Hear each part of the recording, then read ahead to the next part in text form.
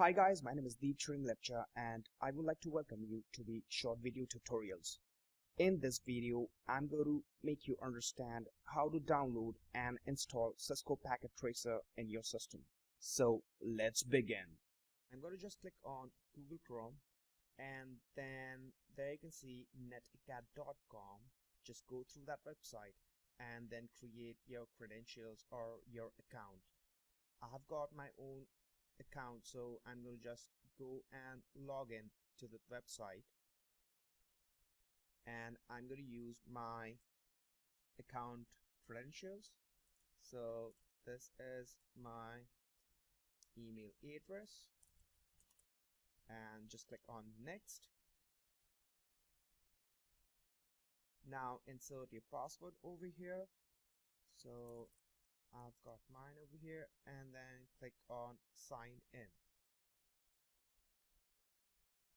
I don't want to save my password on this browser, so I'm going to just click on never. There you can see my site is open and it's my login ID that I have already created with this netacad.com site. So scroll down a little bit and there you can see the resources. So I'm going to just click on Packet Tracer. Now within this page, scroll down a little bit and there you can see the Windows flavor Packet Tracer based upon 64-bit operating system and then 32-bit operating system, Linux based Packet Tracer 64-bit of operating system, and then Macintosh based Packet Tracer. You can download if you have got Macintosh or MacBook, right? And if you want to practice in your mobiles, that means you can install it in iOS version, that means in Apple devices or within the Android mobiles as well. So I'm going to just click on 64-bit of operating system. So I'm going to download this because I have got my 64-bit operating system installed within my PC. So it's getting downloaded. I'm going to just click on show all just to verify the percentage that it's actually been downloading. So it's total 145 MB of file size, and then we are going to just wait and then we're going to install. So let's wait for a while. So it's been downloaded, so I'm going to just click on Packet Tracer. Now click on yes to continue. I'm going to just minimize this browser and then just click on I accept the license agreement and then click on next. And then if you want to save it not in another drive, you can just change the path, but I'm going to set as the default path. So click on next. The Packet Tracer based upon the menu folder, you can set it on different folder as well, so I'm going to just leave it as the default. Click on next. Create the desktop icon, that means it's going to create a desktop icon over here, or maybe you can actually just click on for the quick launch. So I'm going to just leave it as the default as well. Click on next and then click on install. So I'm going to wait until it gets installed on my system. So let's wait. Now the Packet Tracer has been installed on my system, so I can launch directly. So I'm going to just click on finish and then it's going to launch on its own. There you can see it asks you, would you like to run multiple user when application starts? So I'm going to just click on yes. There you can see that this pops up. That means if you are logged in already, that means the Packet Tracer gets opened up. But let's say if you are not online connected to your netacad.com account, you can just log in as the guest. So I'm going to just click on continue as guest. When you click on continue as guest, you have to wait for 15 or 14 seconds. So I'm just going to wait for till it gets to 0 so that I can get a guest login for that.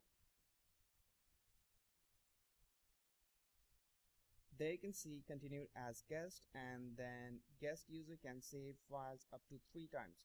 So I'm going to just click on confirm guest. This is how the Packet Tracer looks. So what I'm going to do is, there you can see the devices that are running over there. So I'm going to just make you understand the basic tweaks and tricks. Let's say I'm going to just click on this folder you've got the selected routers over here, and then if you click on this network devices, you have got routers, you have got switches, layer 2 and layer 3 switches, you have got hubs, you have got wireless access points, you have got firewalls, and then you've got DSL modems or cloud as well. So this one would be the network devices. Now click on another icon. There you can see PC, laptop, server, and all kind of end devices. If you just click on over here, that means it is related to Internet of Things. If you just click on over here, these are the cables that you can actually use it for connecting devices or different devices. Just click on this folder. So I'm going to take this 1841 series of router. That means you can just drag and drop over here. There you can see. If you want multiple devices, what you can do is just hold control button and then just click on over there and then release the control button. Now you can place as many devices as you want on this interface.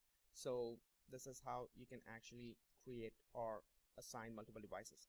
So if I don't want it right now, so just click on over here. I only want this single device for now. So if you want to delete this device, just click on over here and then just click on those routers or devices that you want to eliminate from this topology.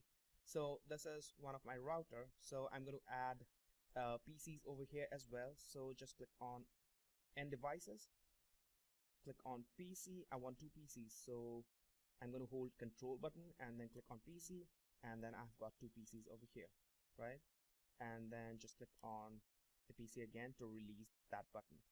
And then if I wanted to connect it, what you can do is just click on the lightning bolt sign and then just click on this one. That means it actually selects the auto cable. That means it's going to select automatically. Just connect it directly to the router. There you can see. And then if you want to connect this PC as well, just click on it and then head on that router, and then you get the connectivity. The interfaces are turned off by default on router. So if I want to configure this router, what I can do is I can just click on over here and I get the router interface over here. So you can see the router. If you want to zoom in, there you can see the interfaces that are actually on that router. 2 serial slots and then fast Ethernet 0/0 and 0/1 interface. That means 4 interfaces are being assigned on that router. The router is turned on because it's shown green. If you want to turn off the router, you can just click on it and then it gets turned off. Turn off the router. Turn on the router again. It's turned on. Now I want the command line interface of this router. So just click on CLI. There you can see the router is getting started.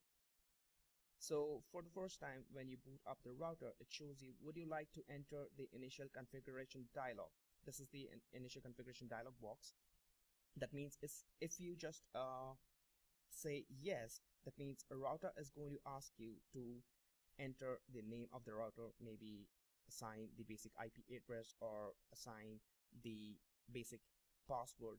So what I'm going to do is I always prefer to do manual configuration. So I'm going to bypass this initial configuration dialog box just by clicking on Control C. That cancels that dialog, and then you are good to go, and then you can configure this router manually.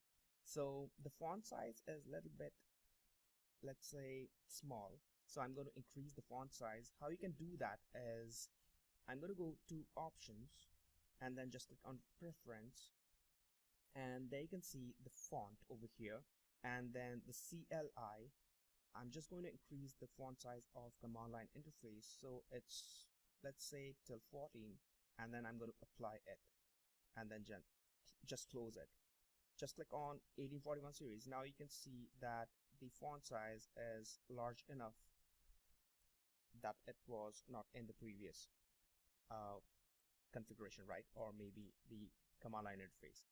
So what if I wanted to know about the interfaces as well? I just wanted to label out these interfaces. I want those labels. So if you want those labels, what you can do is either you can just hover over your mouse over that router. You can see that fast Ethernet 0/0, 0/1, serial 0/0/0, and then serial 0/0/1. But if I wanted to see the interfaces over there, what you can do is just click on options and then click on preference, and there you can see the always show port labels in logical workspace. So if I'm going to just check on that box, there you can see the interface name over here. So this is how you do the basic tricks and tricks for now, and then I'm going to show you later on next video how you can actually configure these devices. So I would request you to like, share, and then subscribe the channel. And if you wanted to ask related to networking or network security, just let me know.